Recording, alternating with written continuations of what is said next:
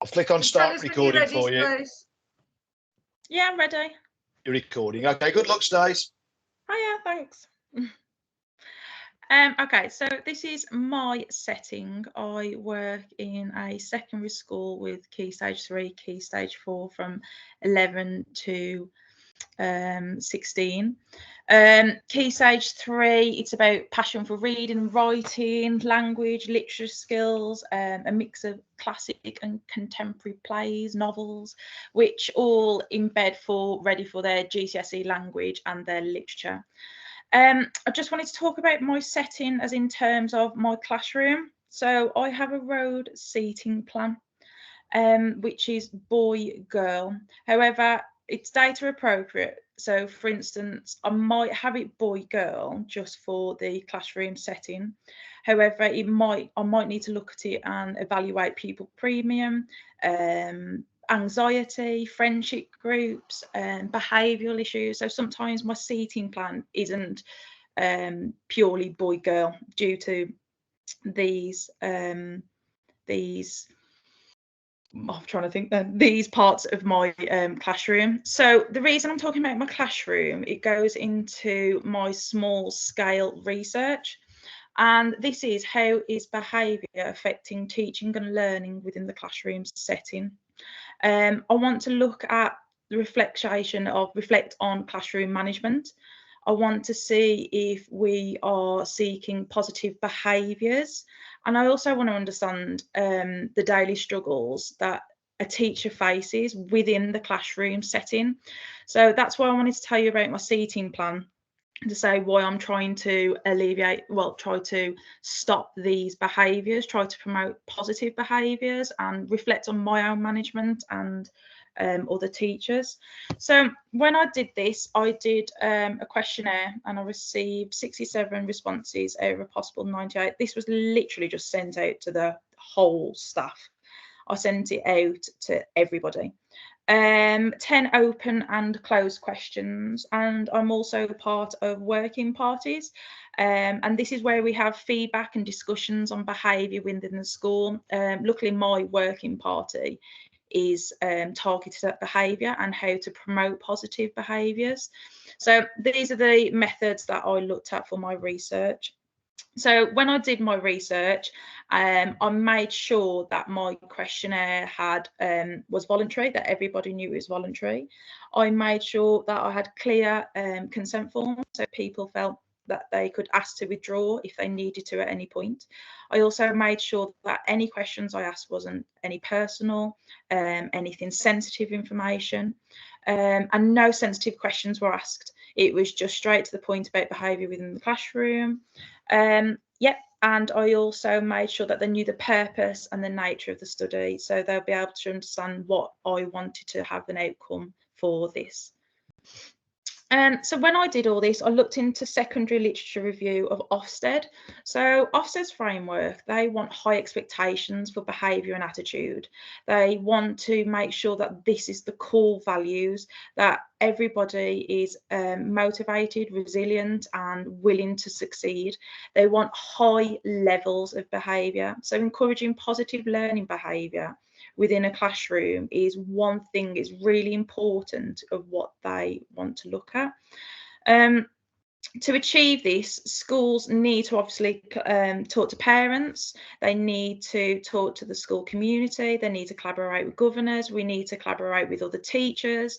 So everyone should work towards the common goal of positive behaviour.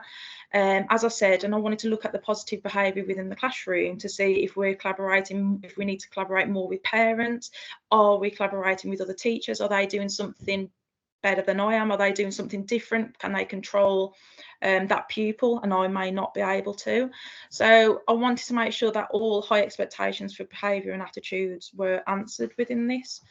I also looked at Hattie, John Hattie 2009 research.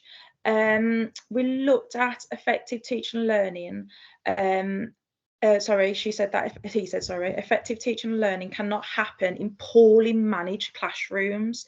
So if there's disruption and misbehaviour frequent, then this cannot have a positive educational outcome. Hattie looks into the idea of like teacher-student relationships. Are you giving them clear expectations? Are you playing a key factor in giving them constant feedback? Are they feeling valued within your class? Are you open class discussions? Are you influencing them in helping them going forward with this? Does that therefore give a positive and supportive teacher dynamic, student teacher dynamic? And so this overall, how are you managing your classroom to minimize disruption? So I looked at that and I thought, okay, Hattie said about that, but I also, it talks really about how we should build that positive relationship. But if we're doing everything we can possible, then what about how are teachers feeling? So there was a report in September 2023, and this report was to show types of behaviour being exhibited in our classroom and how pupils and teachers are affected by this. So what are the main factors that are affecting them? And it was 97% within the classroom that they get backchat or rudeness from pupils. 80% of this wide survey, it was being sworn at, which is obviously quite horrific. And then the third one down, sorry, was damage to other property. Now, if you think about it, damage to other property could be the idea of even writing on the tables, which I've got, you know, bubbly, blinds have been pulled down.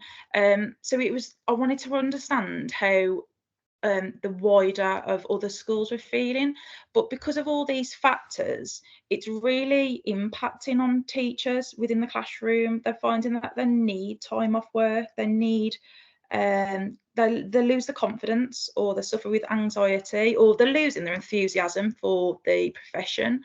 So this was quite shocking to find that how it was quite of a high percentage of people wanting to leave the profession because of classroom management.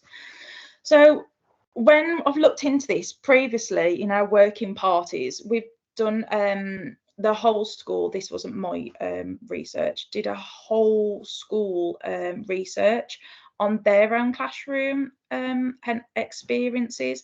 And it's quite similar to what the other secondary research that we looked at from September 2023.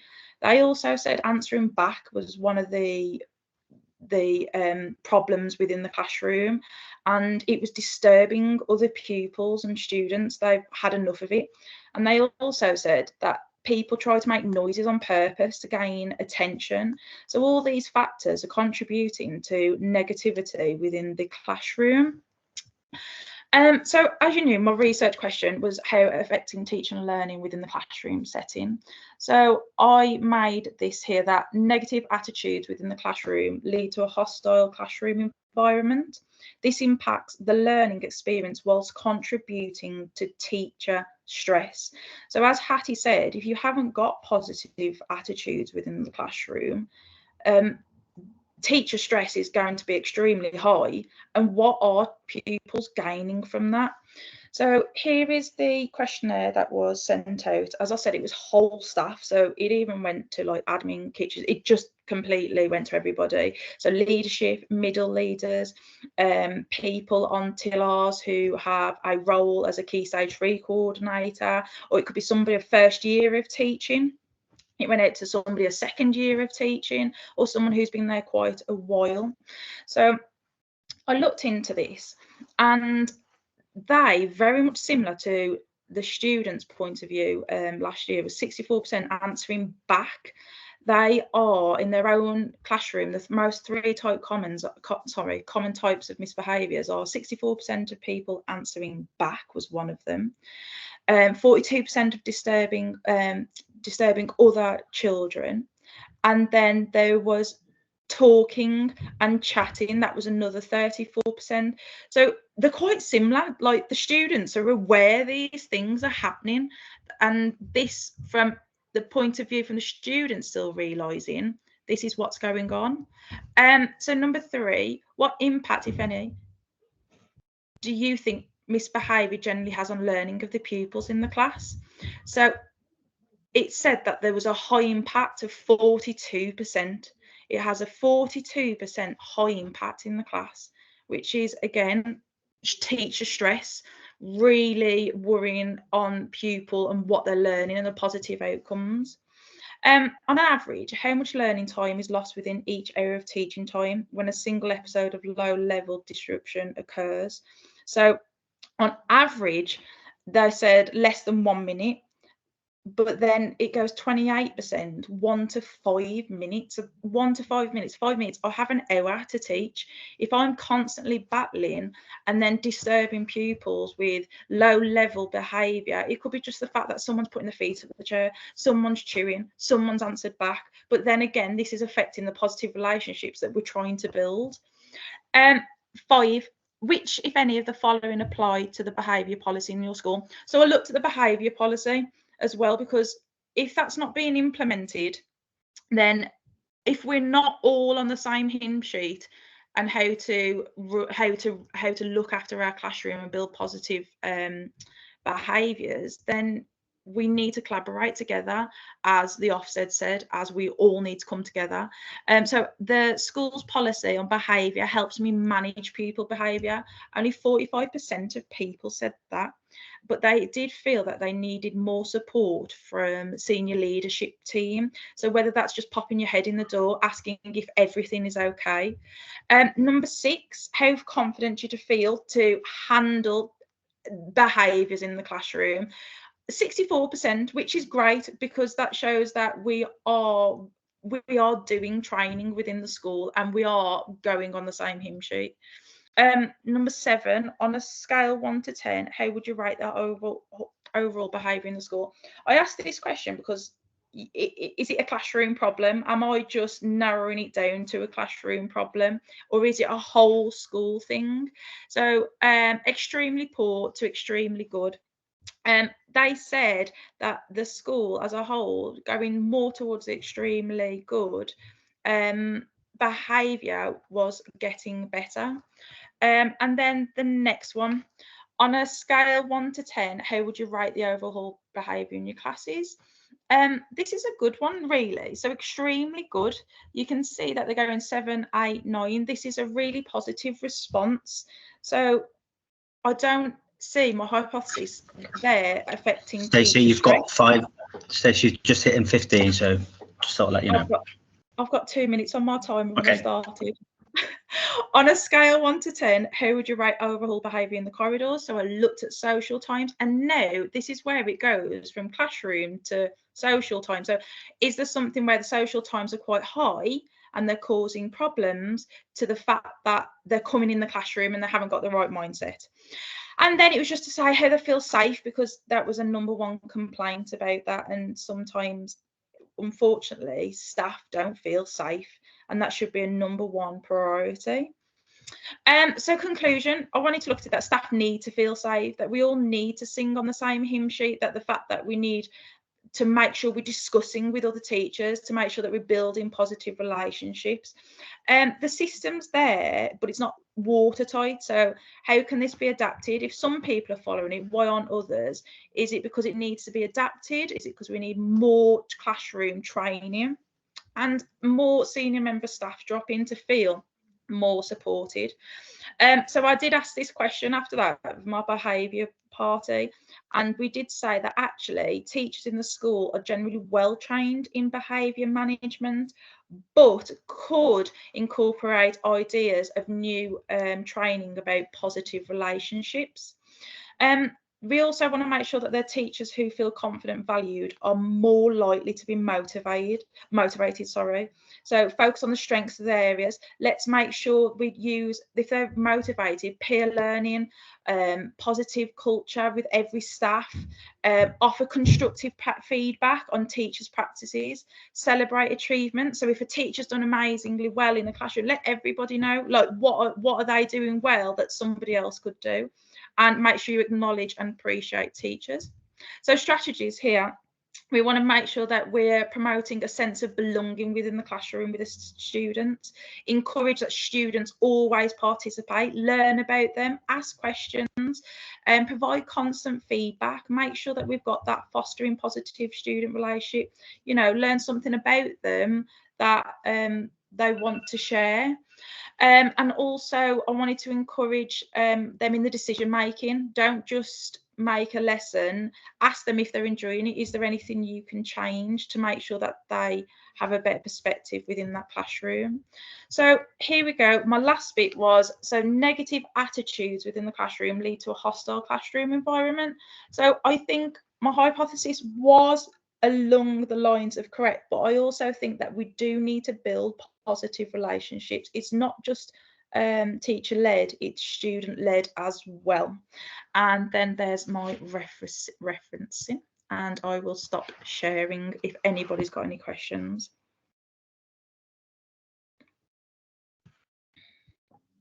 Well done, Stacey. Very well done. All done, Stacey? Yeah, thank you. Any questions? I think Dal, you had your No, hand up. she really explained herself clear, and Yeah, I don't know if I did, but thank you. I think Dal's got a question. Yeah, Oh, I thought go it was on. really comprehensive. I was just going to ask, where would you take the research further? How would you expand it, or, you know, continue on into the future? Like, luckily we do have behaviour working parties, so like in inset days, like we'll discuss this on inset days. So we're trialing at the minute like positive relationships. So I know it's really silly, but my kids, I've been buying them lollipops, and every time they read and I go, do you want, they love it, and they're just like, yes miss, have you been to the pound shop?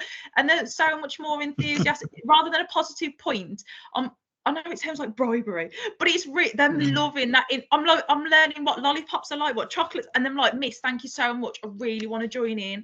So, and then we have a conversation at the end. How's your day? What you going up to? You going to the weekend? So I'm really trying that in the working party at the minute. So we're having a look at that. It's not bribery, is it? It's some rewarding and something good that And they they're love doing. it, honestly. So they absolutely blue lollipops that dye their tongue blue. I am number one. this is the thing, though, when you talk